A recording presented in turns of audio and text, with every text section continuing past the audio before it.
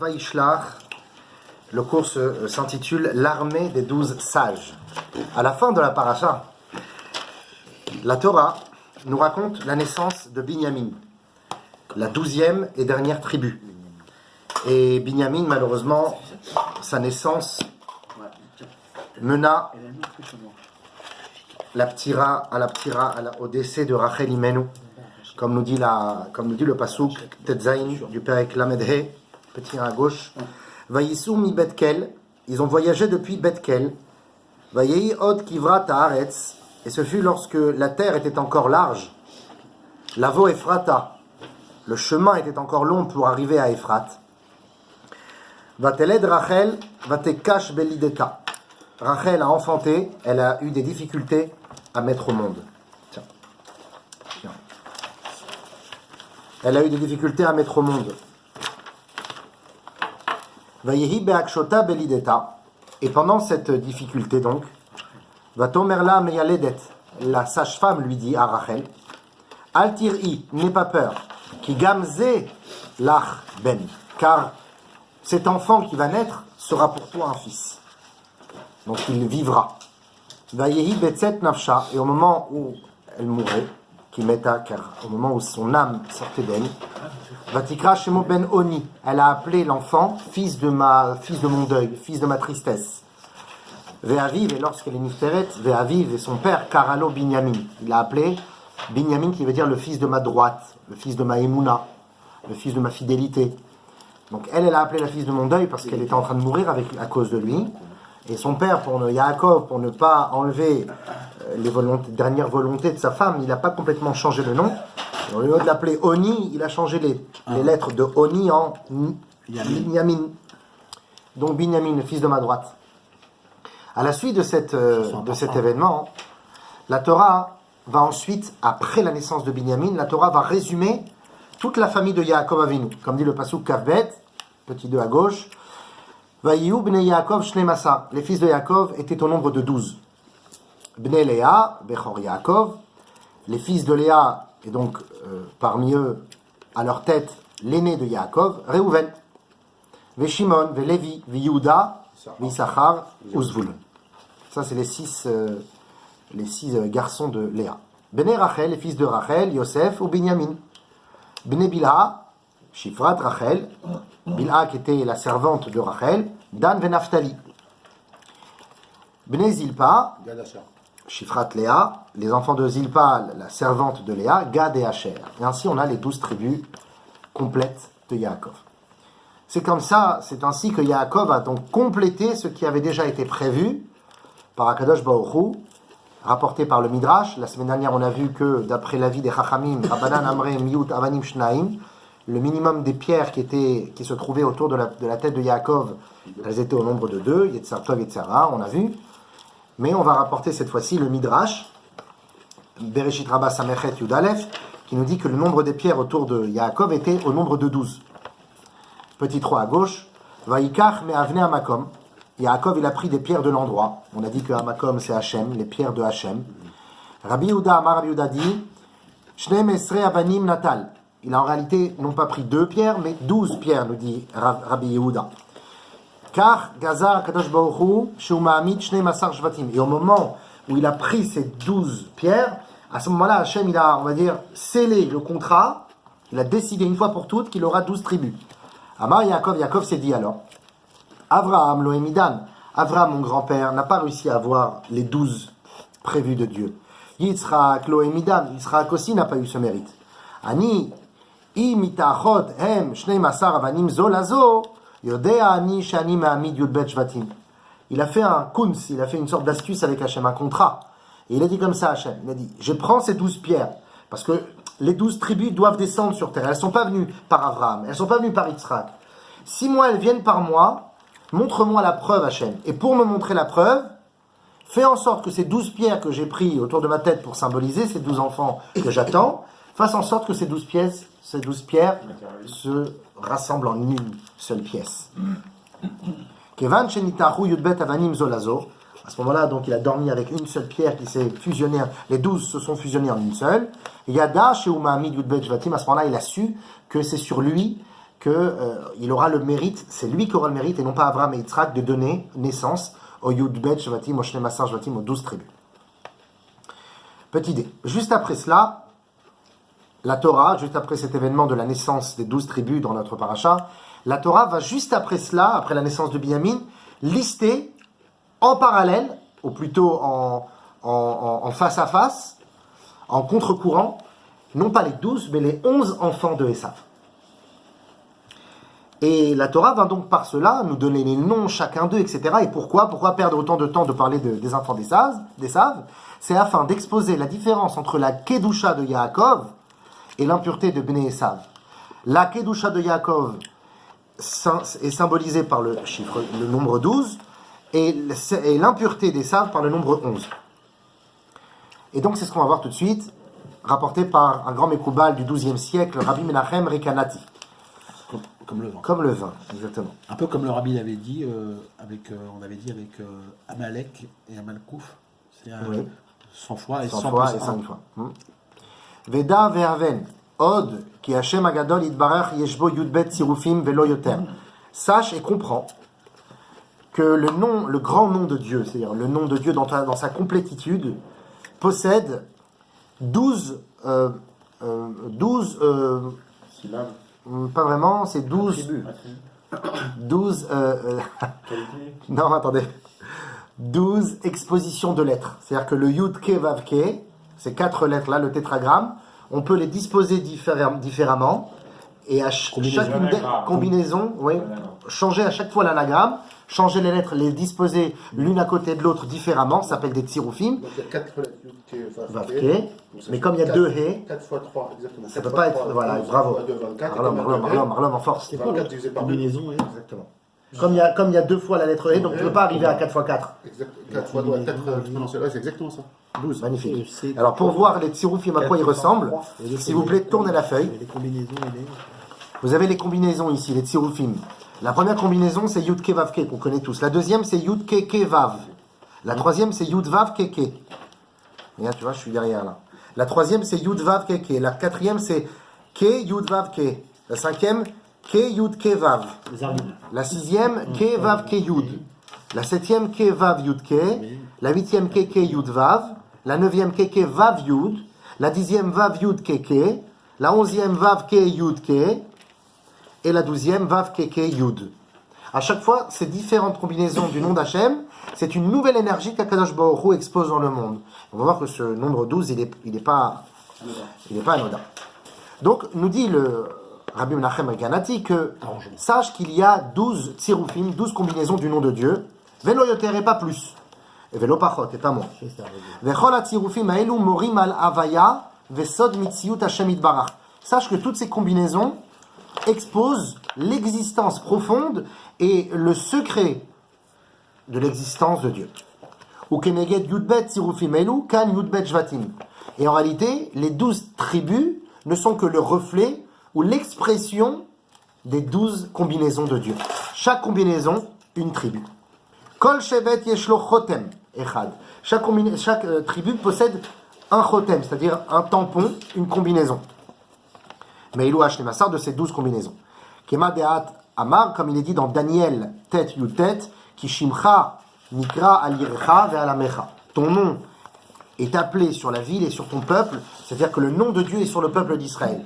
Mais comment le nom de Dieu, à travers ces différentes combinaisons, se place sur Israël, c'est à travers les 12 parcelles du Ham Israël, les 12 tribus. Et même si aujourd'hui on n'a pas les 12 tribus dans leur totalité, les 12 tribus se sont retrouvées avec Yehuda, parce que Malchut Yehuda, la royauté de Yehuda a tout repris. Maintenant, les résidus, entre guillemets, d'une seule tribu, c'est ça? D'une seule tribu, essentiellement, voilà, Yehuda, et pour les Kohanim, Lévi.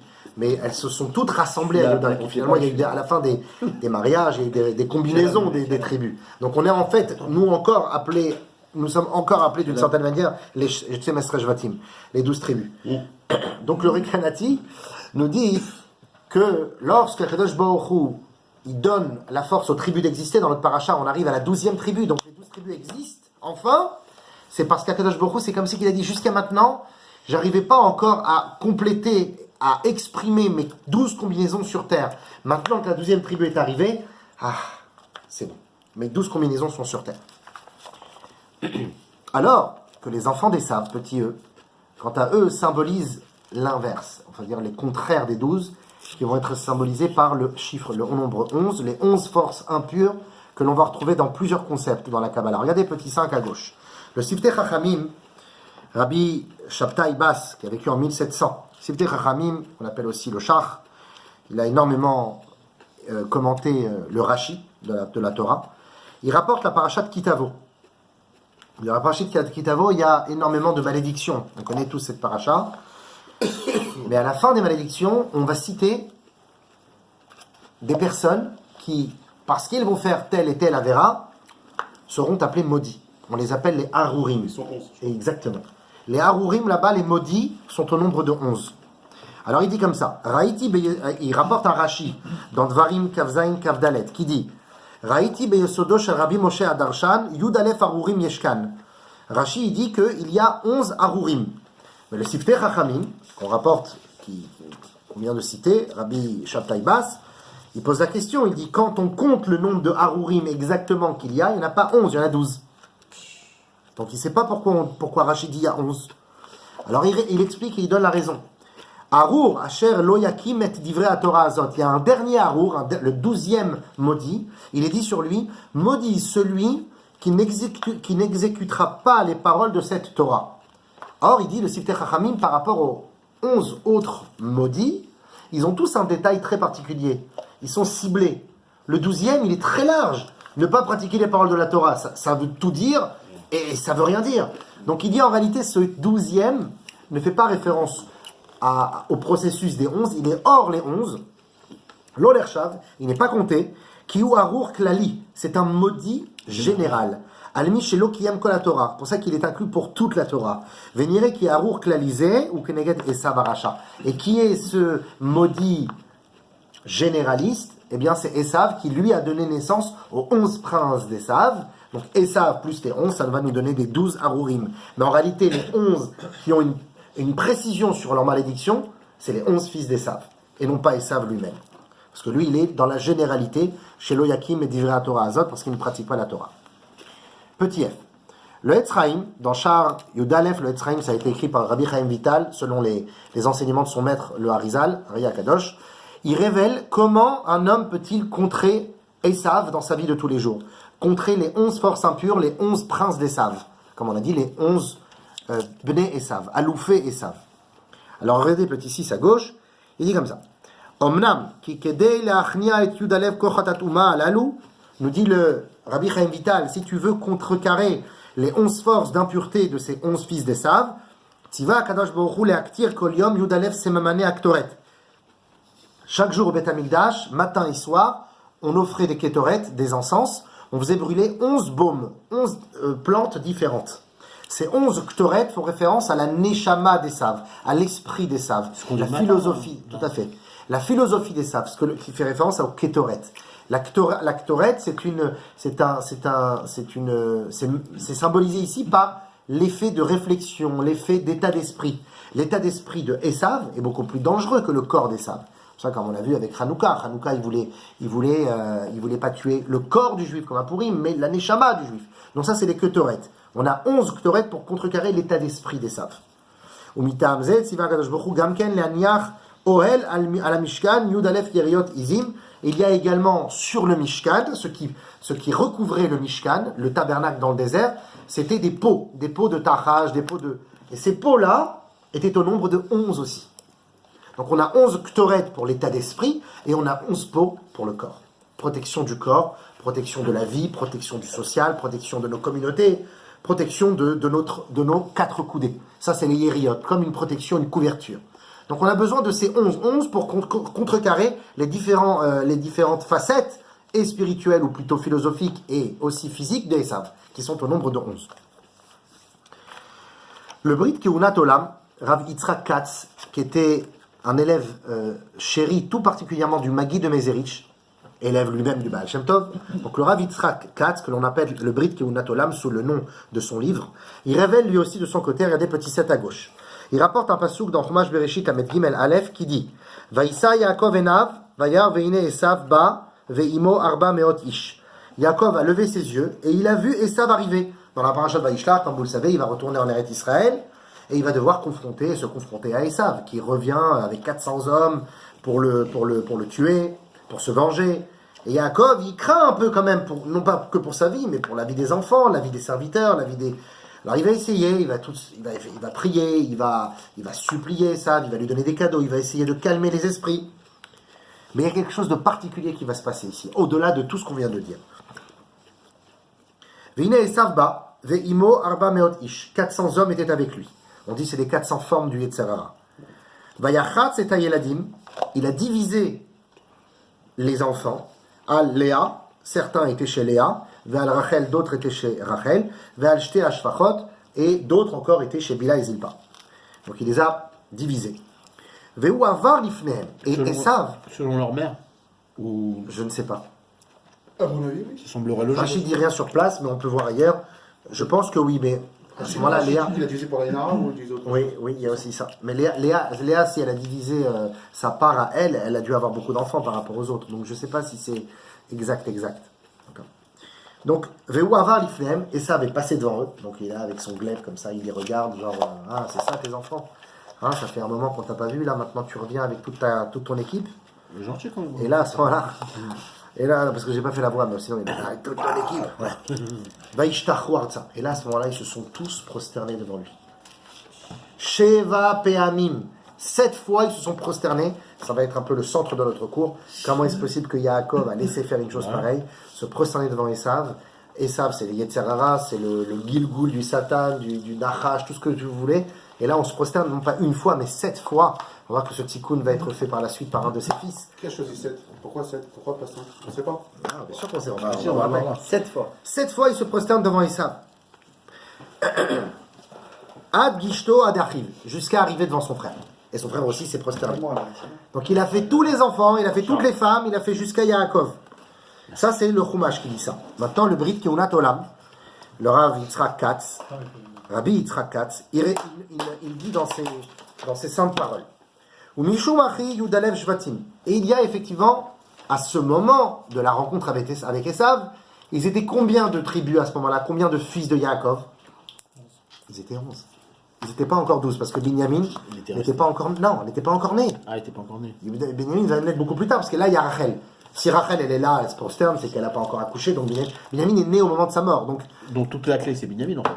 On va voir, pas forcément. Yosef, on va voir, ouais, tout à fait. Parce qu'il s'appelle Yosef. Donc on a ici un problème, c'est que le fait que les tribus soient au nombre de 11 et pas 12, bah, ils n'ont pas l'avantage. Ils n'ont pas l'avantage sur Esav. Ils sont 11 comme lui. Kacher l'onolad Binyamin, puisque Binyamin n'est pas encore né, Ayu nichnaim le Esav veishtachavulo. Ils se prosternaient à lui et ils étaient encore soumis à lui. Beyotam adaim bemispar yudalef, parce qu'ils étaient qu'au nombre de 11. Velo aya baem osafa. Il n'y a pas encore de rajout al mispar yudalef, comme Yosef, il n'y a pas encore le rajout de la 12e tribu. Asher leumatam beklipat Esav, qui pourra contrecarrer la klipa de Esav. Ah, keshanodalad Binyamin, nishlemu yudbet jvatim. Mais lorsque Binyamin est né, les 12 tribus se sont complétées. Veaz lo yichreu velo yishtachavu. Et là, à ce moment-là, on n'a plus besoin de se prosterner, on n'a plus peur. Et qu'est-ce qui est dit à propos d'un homme qui descendait directement de Binyamin, que l'on appelle dans le texte Ish Yemini, l'homme de Binyamin, un homme de la tribu de Binyamin, Mordechai. Makatouv al Mordechai, qu'est-ce qui est écrit à Mordechai? Il s'est pas prosterné. Il ne se prosternait pas. Lo ichra velo ishtachave. Il se courbait pas, il ne se prosternait pas devant l'idole de Haman, etc. Et on sait qu'Haman, descendant direct, il a eu 10, mais avec lui ça fait 11. Descendant direct de Esav. Et lui donc Mordechai, qui est descendant direct de Binyamin, grâce à la naissance de Binyamin, mais pas grâce à Binyamin, grâce à la naissance de Binyamin, je précise bien, parce qu'en fait finalement, on va voir que ça va être grâce surtout à un autre de la tribu, de la famille d'Israël, qui aura vraiment le combat contre Esav, mais il y a aussi une part de Binyamin, parce que c'est le 12e, mais c'est pas grâce à lui. Comme c'est le 12e, il a fermé la boucle, alors on lui a donné le mérite, cause à effet que plus tard, génération plus tard, son descendant Mordechai pourra... Un autre, ça sera revenu au même. Exactement. Parce qu'en réalité, celui qui va combattre Esav ne sera pas Binyamin. Celui qui se placera devant Rachel et dit tu regardes pas ma mère, qui c'est? C'est Yosef. Rachel était très belle, et ça veut dire c'est qui cette femme? Yosef s'est mis devant elle, et tu regardes pas ma mère. C'est pas la mère. Il parle à qui? Il parle à Esav. Donc Yosef, on va voir plus tard, dans la suite du cours, que Yosef c'est vraiment le combattant, c'est le challenger contre Esav. Mais qui est-ce qui va, comme tu as dit, qui va boucler la boucle, qui va faire ce petit plus, ce bémol dans la famille? C'est Binyamin par sa naissance. Et donc par sa naissance, il va donner un enfant plus tard, Mordechai, qui va contrecarrer Haman. Et voilà, il ne voudra pas se prosterner, comme il est dit dans la Megillah de Esther, chapitre 3, pasuk 2, où Mordechai lo yicha velo yishtachave. Ou Mordechai lo yicha velo yishtachave. Hein?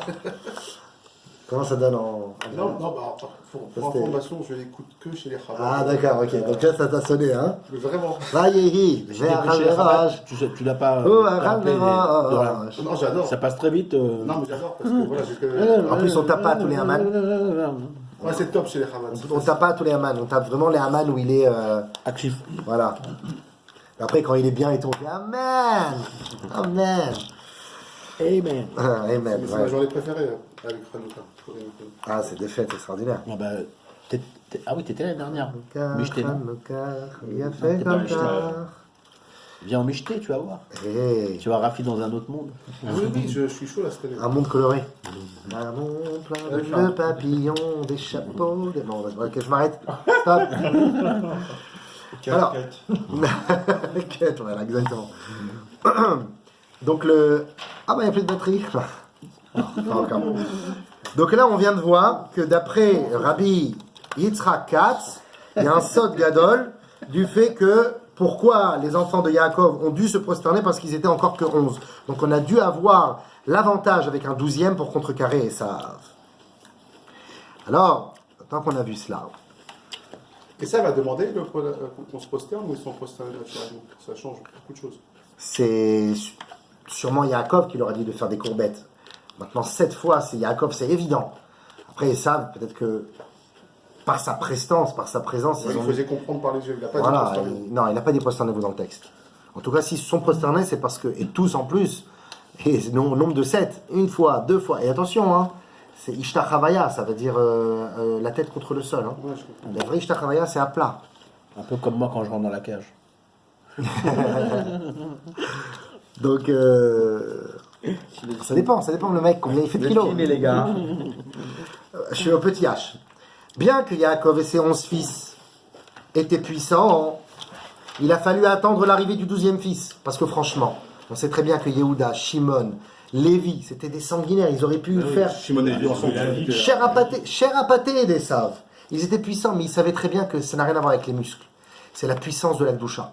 Or, la puissance de la Gdusha, comme on l'a dit, descend directement des 12 combinaisons de Dieu. Yaakov était... On n'a pas les 12. Bah Oui, oui, bien sûr. En vrai baston physique. En vrai baston physique, il était plus grand, plus costaud. Alors que quand on apprend petit, t'as l'impression que Yaakov c'est un maigrichon et ça le C'est danger. ça toute la force, c'est la force tranquille. Et c'est ça le chidouche énorme, c'est que comme il n'y a pas encore les combinaisons de Dieu, ils se disent, même si on est plus puissant que lui physiquement, on peut rien faire contre la Touma d'Esav. Pour contrecarrer la Touma, il nous faut les 12 combinaisons de Dieu. Et pour avoir les 12 combinaisons, il nous faut un 12e frère. Ceci est tiré, de ce qu'on vient de dire, ceci est tiré du prix Etzraïm. Le prix Etzraïm, donc il y a Etzraïm, c'est le livre de son élève, Rabbi Chaim Vital, mais le Péri Etzraïm, justement, c'est le père. Le prix, le fruit. Le fruit, mais là on parle du Rav. Le Rav est appelé le fruit ici. Ah, c'est magnifique. Prix Etzraïm, exactement, c'est le Rav. C'est Arizal Akadosh. Ah, le prix Etzraïm, c'est le Harizal. C'est le Arizal, c'est ça. Que, son surnom. Non, c'est le nom de son livre, Péri Etzraïm. Ah. Dans le prix Non, excuse-moi. Ouais. Le prix Harizal. Donc le prix Etzraïm. Ouais. Le Harizal, il a appelé son livre le prix Etzraïm. Alors que son élève l'a appelé Etzraïm sans Péri. Les rois Hakodesh, c'est Ah, mais sûrement. Sûrement. De toute façon, tous ces tzadikim, là, il n'y a que du Harizal. Harizal. Hein. C'est le best of the best. C'est la source de tout ce qu'on connaît, de tout ce qu'on connaît en Kabbalah. Harizal, c'est tout. Donc le Hari Akadosh, dans son Péri Etzraïm, Sha'ar Purim. D'ailleurs, on a parlé de Purim, c'est dans la partie qui parle de Purim. Regardez ce qu'il dit, petit 8 à gauche. Ki Haman ve'aseret banav em keneged yud alev kochot atuma. Haman et ses 10 fils sont ensemble les 11 forces de la Touma. Ce que tu as dit tout à l'heure, Jean. Nimtza les fizé. Shem mechuvanim keneged yud alev aloufei Esav. Donc ces 11 personnes, c'est-à-dire Haman et ses enfants, sont les descendants directs spirituellement des 11 aloufés Esav, des 11 fils d'Esav. Ou Befrat, chez Haman, Vedud Banav, Hem Misera Amalek. Comme on sait, Haman directement descend, Haman descend de Agag, Haman a Agagi, et Agag, petit-fils d'Amalek. Et Amalek, petit-fils de Esav, Ben Beno chez Esav. Shaya Echad, mais aloufé Esav. D'ailleurs, quand Esav il a voulu tuer Yaakov, il ne pouvait pas. Trop faible. Il a trop peur de Yaakov. Alors il envoie Eliphaz, qui était plus fort que lui. Parce qu'Eliphaz il avait grandi sur les genoux de Yaakov, donc il avait une grande force. Il avait appris pas seulement les pompes, mais il avait appris la Torah. Eliphaz il va, il dit tonton, je peux te tuer, mais je ne vais pas te tuer, je t'aime trop. Alors je te vole tes habits, comme ça t'es comme. Vraiment, on avait fait un cours sur ça. Donc je te vole tes habits, comme ça t'es considéré comme un mort. Mais je ne peux pas te tuer. Il revient à la maison, et ça lui dit alors tu as tué? Non, je ne peux pas tuer, papa. C'est un tzaddik, je l'aime et tout. Il y a le petit-fils à côté, Amalek. Il dit papa, t'as pas tué Yaakov? Moi je le fais. C'est comme ça qu'Amalek, il est devenu sonné Israël. Depuis ce moment-là, il est haïsseur d'Israël parce qu'il veut faire le tikkun. Amalek, c'est le petit-fils de Saul. Total, direct. Il a vu grandir dans le jardin. Donc Amalek, ici, il voit que c'est à lui qui est remis la force de tuer Yaakov et ses enfants, Chas Shalom, et il vient directement des fils d'Esav. Ine ki chen me'achar she Mordechai ya mishevet Binyamin, comme Shkatouv, Ish Yemini. Mordechai est un homme de la tribu de Binyamin, Ish Yemini.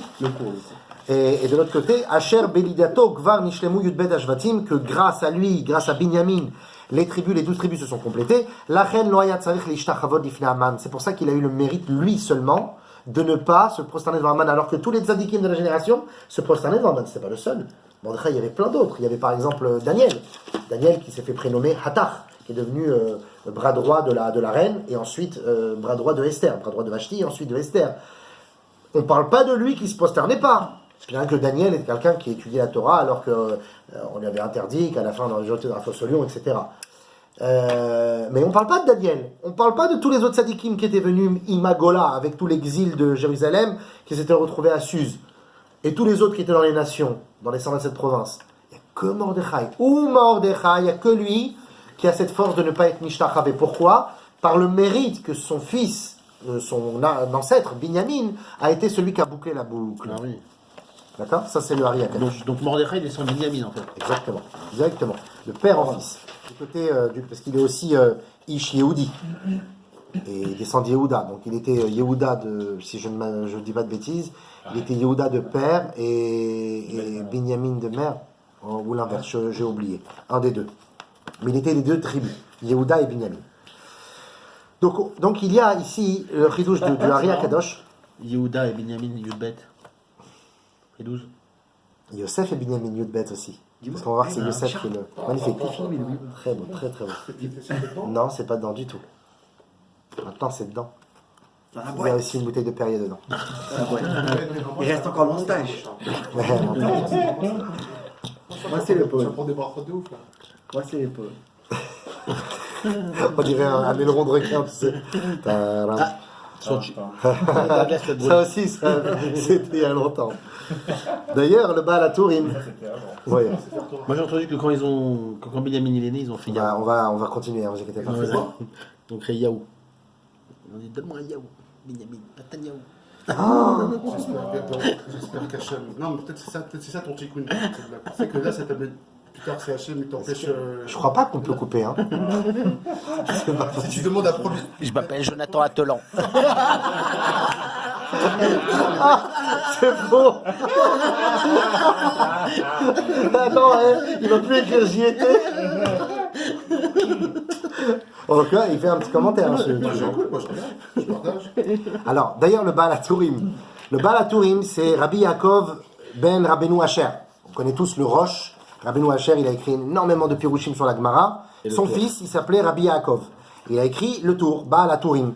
Il révèle que lorsque Yaakov prie, d'accord, il fait cette fila pour être sauvé de Esav, il dit quoi? Il dit Hachem, Hatzileni na miyad Esav. Sauve-moi des mains de Esav. Parce qu'on sait que Akol Kol Yaakov, la voix est celle de Yaakov, ve'ayadaim yede Esav, et les mains sont celles de Esav. Non pas l'épée, parce que concrètement, quand son père le bénit à Esav, Sur l'épée, Yaakov, oui, il dit tu vivras à Harbecha, tu vas vivre avec ton épée. Ah, mais l'épée tient dans la main, non? Bravo, parce que c'est la main en réalité, c'est pas l'épée le problème. C'est la main, c'est sa façon d'être, c'est son côté ruste et son côté malsain qui se trouve dans la main de Esav, Yad Esav.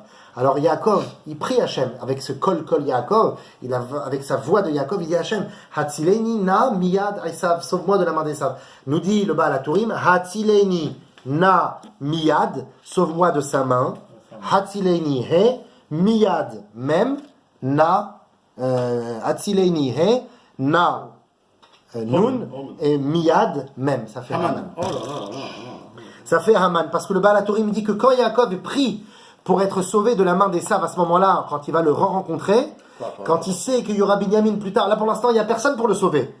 Il a peur concrètement de Haman, il a peur d'Esav et il a peur d'Haman, son petit-fils. C'est pour ça que pour l'instant il doit se prosterner devant lui. Et il sait que viendra un jour où Mordechai il remettra les pendules à l'heure.